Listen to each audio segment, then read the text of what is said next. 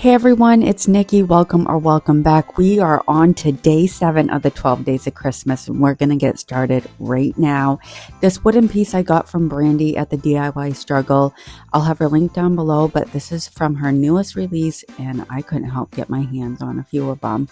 I started by painting it the color Farmhouse Linen by Paint Couture, and I didn't go full coverage here, just a soft coat, using a little bit of water to move the paint around and let some of those beautiful details peek through.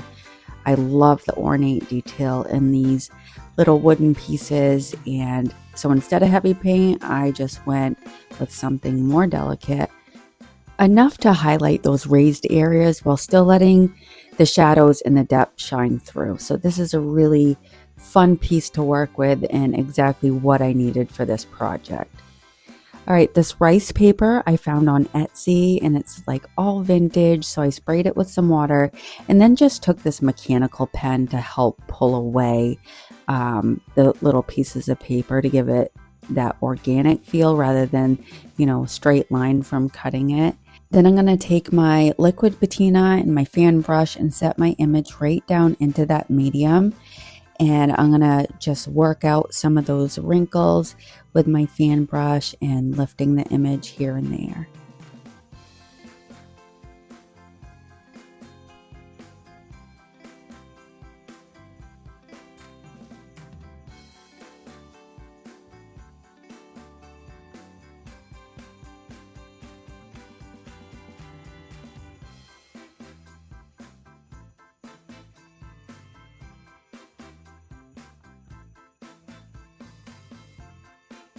I let that dry, and then I went over my whole image with Crackle Step 1 by Paint Couture, and then let that dry, and then went in with Step 2, and I let that dry for another 30 minutes as well. One thing I notice is if I don't keep working or going over my crackle, I get way better crackage. So just a little helpful hint, if you just apply it and don't keep messing with it, going over it, it'll look so much better.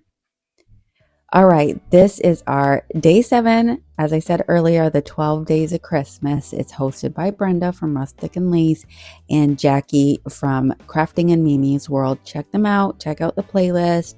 All right, once step 2 was dry, I took Paint Couture's Van Dyke Brown and applied that with a brush, and then taking a baby wipe and pulling it back.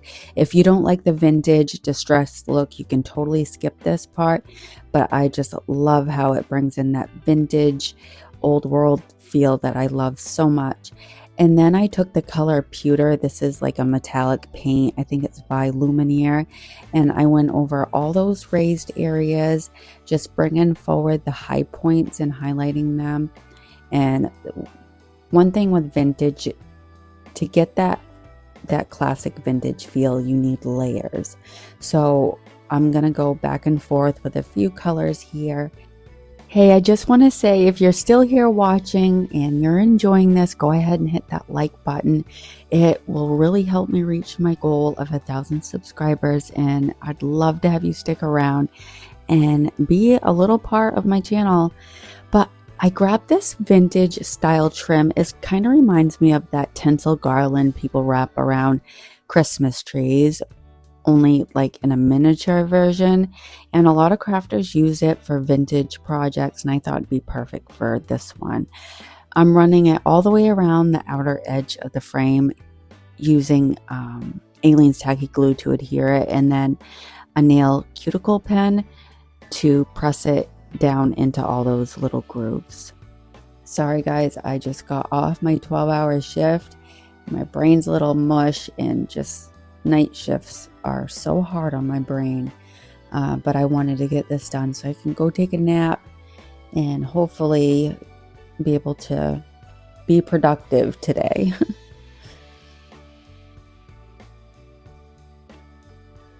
All right, for another layer, I brought in some bronze metallic paint by Paint Couture and just went all over those raised areas again. Like I said, layers really bring a piece together, and I just love the gold, and I think it goes so good with this piece. And there's a lot of gold in Santa's hat, and It's really hard to see, but there's gold throughout the image. You'll see me back and forth here wiping away some of the paint with a baby wipe.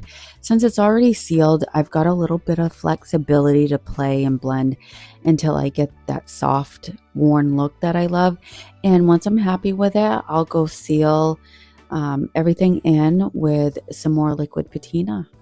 I'm sorry I added that little bow off camera. It came from the paper section at Hobby Lobby. But it's already self-adhered, so I just set that right down in the center.